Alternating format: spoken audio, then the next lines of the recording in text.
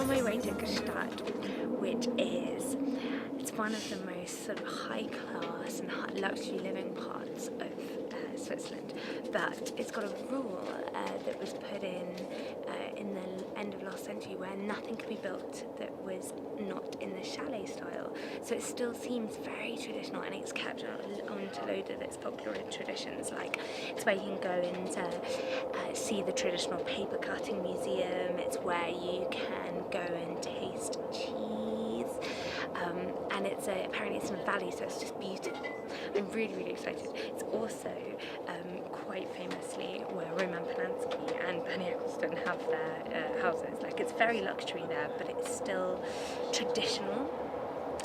The train I'm on, it's quite symbolic for that, because this train is a sort of nostalgic wooden train, and you can rent out the whole train if you want to. So you can take it over and turn it into a bit of a party train, and they cater for you as well. So, to Gstaad.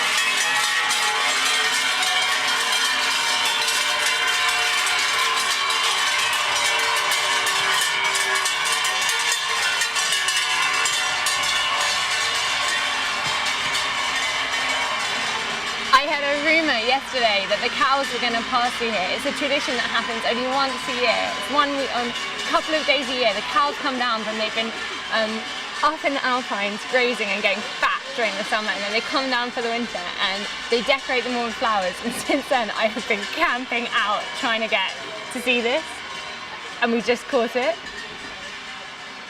I'm here at the Chalet Gallery in Gstaad to find out about paper cutting, because in all of the restaurants and cafes I've been to, there have been these beautiful paper prints or on the walls depicting countryside pursuits and activities and like folklore, basically. So I've come to the gallery to come and meet an artist who can explain to me how the process is, how long she's been doing it, and just find out a bit more about how these prints end up being there. So my name is Beatrice Straupar, and I'm born in Gstaad, but I live in Lauenen, which is a little place next to Gstaad, and I make paper cuttings for 27 years. I started just for fun, and since about 25 years it's my profession. And do you sell or do you exhibit more? Like, where is it? Do you exhibit in a gallery? Could people come and look at them, or is it? I work a lot on commission, so that means people come to my house and they order something special for their house. They tell me what they would like to have on it, maybe their family or their profession or whatever. And some paper cuts I make for the gallery, so there I can make whatever I like. Are there many young artists, paper cutting artists? Not too many, but it's starting having also there are also some young artists. But I think young people are not enough patient to make things like this. Yeah, I was going to ask you how long it takes to make, say, the piece in front of you. Maybe like 50, 60 hours for a piece like this. And how long have you yourself been doing this? For about 27 years. Okay, so a long time now. Yes, it's a long time. It's a very long time. One last question I was going to ask is just, like, how big do you go with your paper cuttings? Have you made any very large? The biggest one I made now is about 60 to 90 centimeters. Okay. which is quite big. It's quite large Yes, to be it's quite doing that all large. with your hands. And this was about like 200 hours of work. I'm not And surprised. it's only and it's cut in one piece. This is very important, because when you cut it, say like the ornament around and the inside, when you cut it in different pieces, it's much easier. Yeah. Not much easier, but it's easier. Because if you have only one big paper, you always have to turn the paper around the scissors. And if you have smaller pieces, it's easier. So I am pretty high up in the Alps now. As you can see, I'm surrounded by mountains and greenery, and the sounds of cowbells are ringing in the distance as the cows are today coming down from the Alpines into their farms to start making more cheese for next year. I'm on a bit of a cheese quest. I found my way to the cheese grotto where the cheeses from this region are stored, and I'm going to ask the man behind this grotto about Swiss cheese.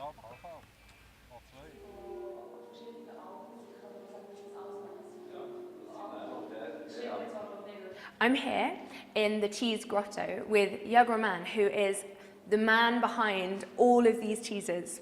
And these cheeses come from, there are 90 different Alps, and they come from a selection of all of the dairy farmers that are farming their cows, not their cheeses, farming their cows in the Alps.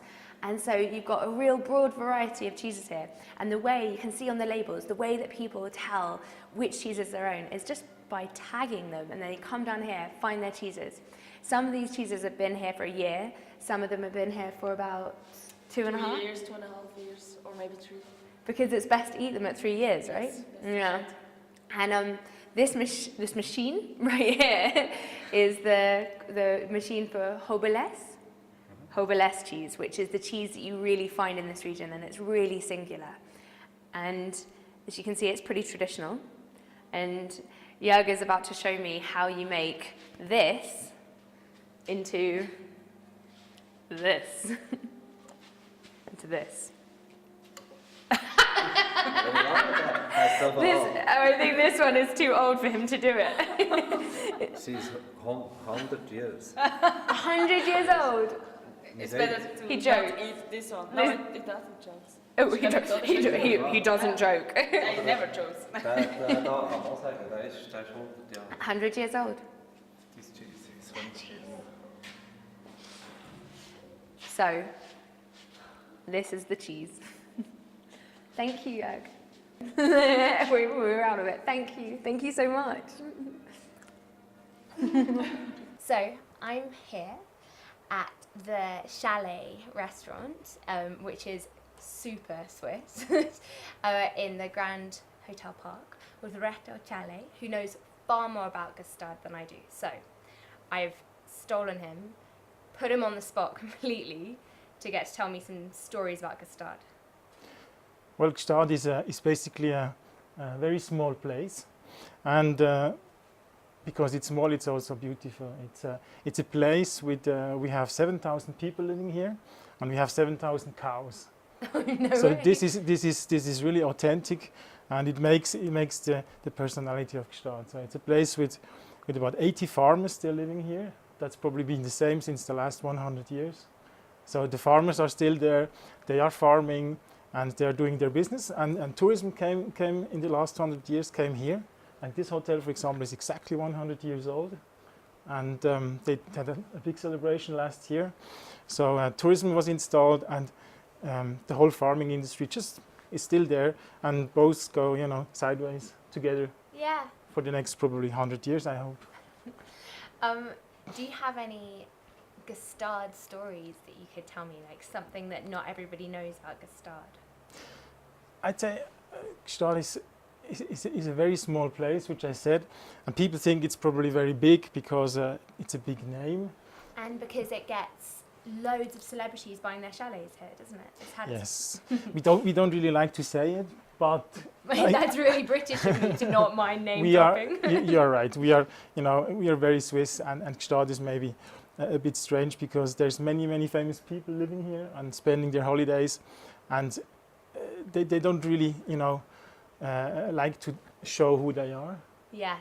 And they would go to a different place, maybe at the Côte d'Azur or maybe in some big cities if they want to show off.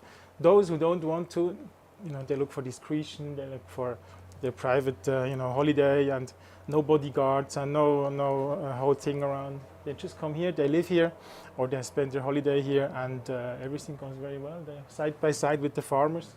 Yeah. And I just saw Bernie Ecclestone today. Oops, I said the name, but everybody knows that. Yeah. And he was just walking like anybody else, and that's very typical for Gstaad. This kind of mixes in with the fact that you might see like a dairy shop in the same type of architecture as you see Ralph Lauren. Yeah, as I was walking along the street today. Yes, It's yes, kind of yes. It's like the architecture represents the place in a way. It's kind of very different things mixed together in a very small place. So really have the big brands, and along the fields with the cows, and the tractor shop, the tracker shop, and there's the Ralph Lauren shop and the butcher, all together, and it's just normal here. It would be strange in a different place. Here it's just normal. Well, okay, so I hope everyone has got much more of a sense of Gstaad from that. Thank you so much. You're welcome. And we can now start eating some pretty Swiss food. I'd say so. Tell me what's going to happen Swiss here. meat, Swiss cheese. So this is the infamous fondue, but here we go, fondue time. So good evening, everybody. So I'm Jean-Yves Blatt, General Manager of the Grand Hotel Park. And the property was completely redone last year, 2010, for the 100 years birthday of the house. Would you mind just telling me a little bit about the design here, because it seems very deliberate. Indeed, the design was made by Federica Palacios last year. And Federica Palacios decorated a few chalets in the area, and which means that she knows exactly what the people like, the people coming to Gstaad, because Gstaad is a very specific destination.